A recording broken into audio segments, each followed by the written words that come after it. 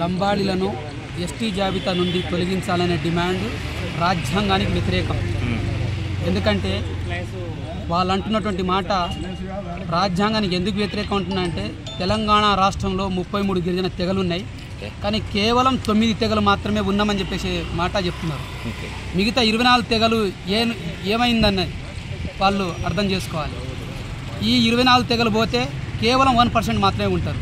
కాబట్టి మొట్టమొదటగా నష్టపోయేది ఎవరైతే మాట్లాడుతున్నారో వాళ్ళు నష్టపోతారు. అదే కాదు, వాళ్ళు నష్టపోవడంతో పాటు ఇతర గిరిజన తెగలను నష్టం చేసే కార్యక్రమం ఈరోజు ఆదివాసీ కొన్ని దళారీ తెగలు చేస్తూ ఉన్నాయి. కాబట్టి వెంటనే లంబాడీలను తొలగించాలనే మాట వెనక్కి తీసుకోవాలని డిమాండ్ చేస్తూ ఉన్నాం. లంబాడీలు ఎస్టీలు కాదనే మాట అంటున్నారు. 1831లో నిజాం రాజ్యంలో లంబాడీలు ఎస్టీగా ఉన్నారు. 1956లో ఆంధ్రప్రదేశ్లో లంబాడీలు ఎస్టీగా ఉన్నారు.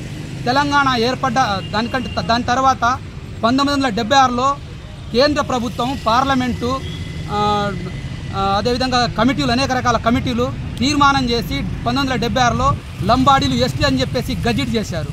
దాని తర్వాత తెలంగాణ ఏర్పడ్డ తర్వాత 2024లో లంబాడీలు ఎస్టీగా గుర్తించింది తెలంగాణ రాష్ట్ర ప్రభుత్వం. తర్వాత దాన్ని గజిట్ చేసింది తెలంగాణ రాష్ట్ర ప్రభుత్వం 2015లో చేసింది.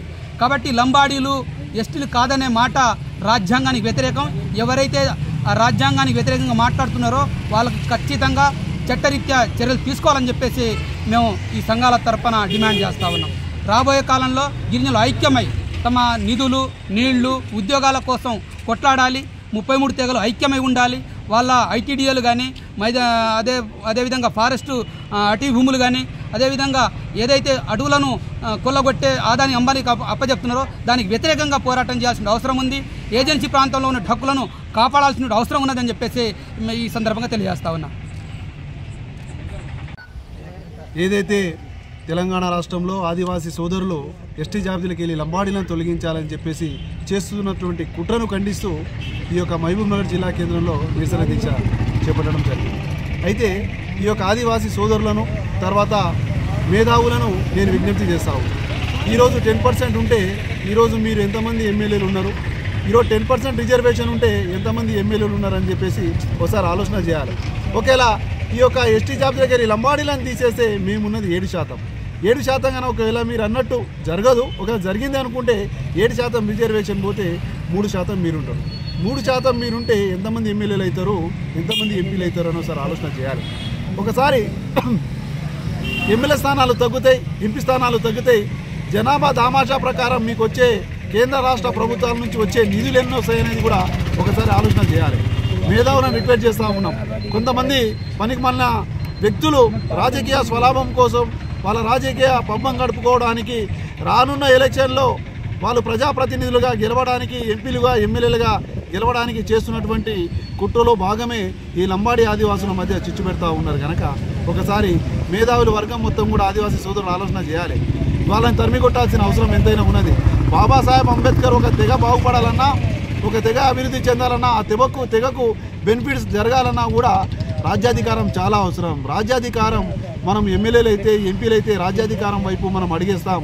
ఆ తెగ కానీ ఆ జాతి కానీ మనము డెవలప్మెంట్ చేసుకుంటాం. కనుక ఈ పనికిమాలిన సన్నాసులు చేస్తున్నటువంటి ఆరోపణలను మీరు తిప్పికొట్టాల్సిన బాధ్యత ఉంది. రిజర్వేషన్లకి వెళ్ళి మమ్మల్ని తీసేయరు. ఒకవేళ తీసేస్తే జరిగే నష్టాలు ఏందనేది ఒకసారి ఆలోచన చేయాలి. 3%తో ఒరిగేది ఏం లేదు, 3%తో అభివృద్ధి జరిగేది ఏం లేదు. 10% రిజర్వేషన్ వల్ల ఈరోజు 7% ఎమ్మెల్యేలు మీరున్నారు, మాకు 5 స్థానాలు ఎమ్మెల్యే స్థానాలు మాకున్నాయి. ఈరోజు మేము నష్టపోతూ ఉన్నాం. రాష్ట్రంలో మంత్రి పదవి మీకున్నది, 3% ఉన్న వాళ్ళకి మీకున్నది, కానీ 7% ఉన్న మాకు మంత్రి పదవి లేదు. ఈరోజు లబ్ధి ఎవరు చెందుతూ ఉన్నారు ఏదో ఒకసారి ఆలోచన చేయాలి.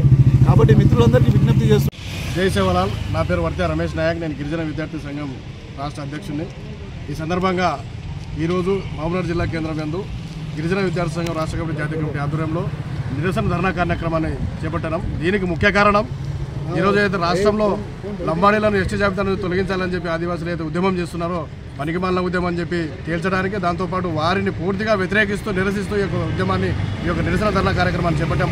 మొన్న గిరిజన విద్యార్థి సంఘం ఆధ్వర్యంలో ఇదే విషయంపై ఢిల్లీకి పోవడం జరిగింది. అదేవిధంగా రాబోయే కాలంలో మేలో కానీ జూన్లో కానీ ఏదైతే ఇప్పుడు ఎండాకాలం ఏదో సెలవులు ఉన్నాయో ఆ టైంలో గిరిజన విద్యార్థి సంఘం ఆధ్వర్యంలో 1,00,000 మందితో సభ పెట్టడానికి కూడా సిద్ధంగా ఉన్నాం. ముఖ్యంగా మేము ఏదైతే ఈరోజు రాజ్యాంగ అనుగుణంగా ఈరోజు ఎస్టీ జాబితాలో చేర్చబడ్డామో దాన్ని తీసేయాలనే ఒక పనికిమాలిన డిమాండ్ ఈరోజు పెట్టుకొని ఏదైతే ఆదివాసీ సోదరులు ఉన్నారో దానికి ప్రచారం చేస్తూ దానికి ఉద్యమాలు చేస్తూ దానికి వాళ్ళ రాజకీయ పబ్బం గడుపుకోవడానికి ఈరోజు స్వయం బాబురావు కావచ్చు, తెల్ల వెంకటరావు కావచ్చు, అరుణ్ కావచ్చు, లేకపోతే ఇంకొకరు ఎవరైనా కావచ్చు, వెడ్మ బుజ్జు కావచ్చు, ఇంకా ఎవరైనా కానీ వాళ్ళు ఎవరైనా కానీ ఈ యొక్క పనికిమాలిన డిమాండ్ పెట్టుకునే బదులు వాళ్ళకి పనికొచ్చే డిమాండ్ ఏదైనా పెట్టుకొని ఉద్యమాలు చేస్తే ఈరోజు రాష్ట్ర ప్రభుత్వం నుంచి కానీ కేంద్ర ప్రభుత్వం నుంచి రావాల్సిన హక్కులను సాధిస్తామని చెప్పి తెలియజేస్తున్నాం. ఏదైతే ఉందో ఈరోజు ఈ డిమాండ్కు ఇక్కడితో వాళ్ళు ఆపాలి, లేదంటే వాళ్ళకు రానున్న కాలంలో బుద్ధి చెప్పే టైం దగ్గరకు వచ్చింది. దయచేసి మీరు జాగ్రత్తగా ఉండాలని చెప్పి హెచ్చరిస్తా ఉన్నాం. నా పేరు ఇందల్ రాథోడ్, నేను గిరిజన విద్యార్థి సంఘం జాతీయ అధ్యక్షుడిని. ఏదైతే ఇవాళ మహబూబ్నగర్ జిల్లా మరి పాలమూరు జిల్లా అంటేనే ఇవాళ ఉద్యమాలకు ఊపిరి పోసినటువంటి జిల్లా. ఆ జిల్లాలో ఇవాళ ఆ జిల్లా ప్రాంతానికి సంబంధించినటువంటి రాష్ట్ర ముఖ్యమంత్రి రేవంత్ రెడ్డి గారికి ఇవాళ సవాల్ విసురుతూ మా గిరిజన విద్యార్థి సంఘం రాష్ట్ర ప్రధాన కార్యదర్శి రాష్ట్ర అధ్యక్షులు రమేష్ నాయక్ గారు, రవీందర్ నాయక్ గారు, అదేవిధంగా జాతీయ ప్రధాన కార్యదర్శి లోకేష్ నాయక్ గారి ఆధ్వర్యంలో ఈ యొక్క లంబాడీలను ఎస్టీ జాబితాల నుంచి తొలగించాలి అనేటువంటి చేస్తున్నటువంటి కుట్రను మరి ఎవరైతే చేస్తూ ఉన్నారో ఈ కుట్ర వాళ్ళను మరి తరిమికొట్టే దిశగా ఈ యొక్క నిరాహార దీక్ష నేటి ఈ యొక్క మహబూబ్నగర్ గడ్డ పైన చేయడం జరుగుతూ ఉంది.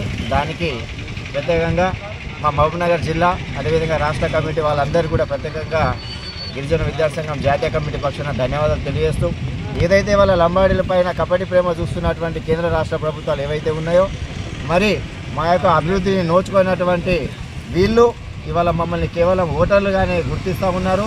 కానీ వాళ్ళ రాజ్యాంగబద్ధంగా మమ్మల్ని ఎస్టీ జాబితాలో చేర్పించినప్పటికీ కూడా ఇవాళ ఆదివాసీ మిత్రులను ఇవాళ అన్నదమ్ములు లెక్క కలిసి ఉన్నటువంటి మమ్మల్ని ఇవాళ విడగొడదామనేటటువంటి ప్రయత్నం, ఇది చాలా దుర్మార్గమైనటువంటి ప్రయత్నం.